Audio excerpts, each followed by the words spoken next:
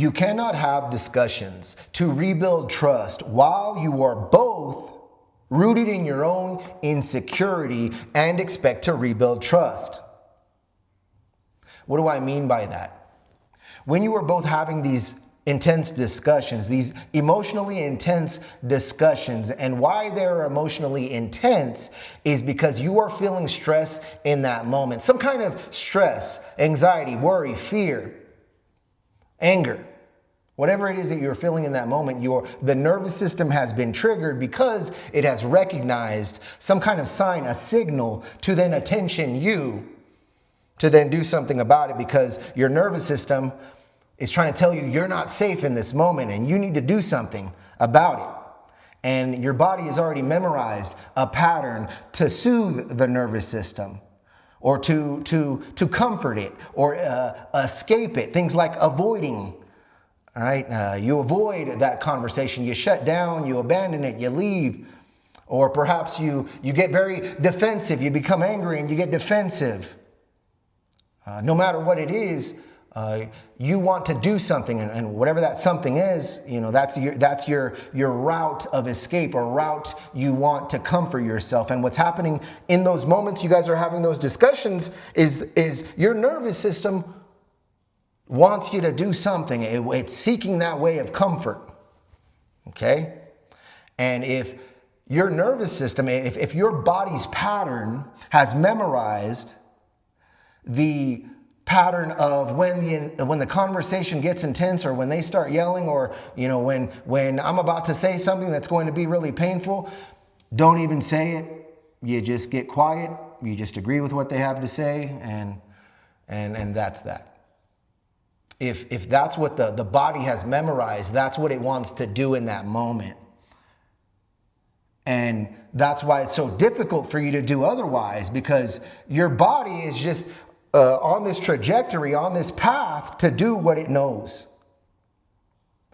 And why it gets a big reason why your nervous system will get activated, why it feels unsafe when communicating with your partner, is because you believe something about them. There's a belief that has been identified. And that belief is an insecurity. Okay? And that insecurity may be this. And it's very common for betrayed spouses. Why you cheated on me is because you don't actually love me. Or because I'm just not good enough for you. I'm not enough for you. That's why you cheated. Now, on the outside, we want to go, hey, I know you love me. I know I'm enough. But on the inside, and by the inside I mean the nervous system, the mind, the subconscious mind, the body, the unit, thinks that, believes that. That is ingrained. That is a memory that is locked in the cells of your body. That belief that says, you don't actually love me and I'm not enough. Now, when you're having those conversations, since you're triggered, that's where your mind is going to continue to go. So when you're having a conversation and there's something that sounds along the lines of, I'm not enough, boom, I recognize it, and now the conversation is about that. When I pick up the sign of you don't actually love me, then that just confirms everything, and that's all the reason I need to not rebuild trust. You see, that's what you're conditioned to listen for, because that is an insecurity of yours. And for you, the unfaithful, you have an identity of your own insecurities as well. Now that this has happened and before this happened, and that insecurity may be loneliness. Maybe I'm not a good communicator. I'm not good at doing these kinds of things, and I'm not good enough. And issues of rejection. You combine all of those things together, and that's what you're faced with in those moments when you are attempting to be honest and transparent and compassionate and empathetic with your betrayed spouse. And so the nervous system is going, wait a minute, what about your belief, for example, that says, It's not okay to tell the truth, because when you tell the truth, you're not a good communicator and you always say it wrong, or you never say it the right way, and it only makes things worse. So it's better to just shut your mouth and agree with what they have to say.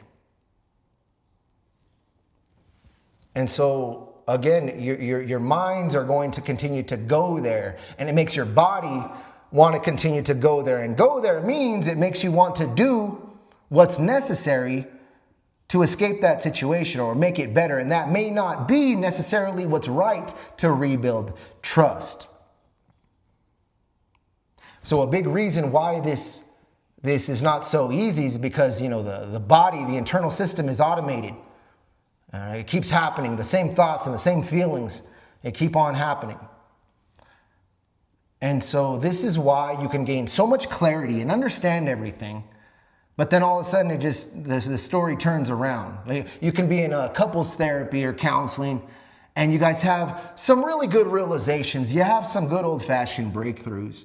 And you leave the session the next day, an hour later, you guys get into a fight, and you go, well, wait a minute, we just talked about all of this.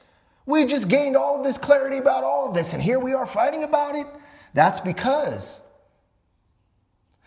the body, the internal system, runs the show.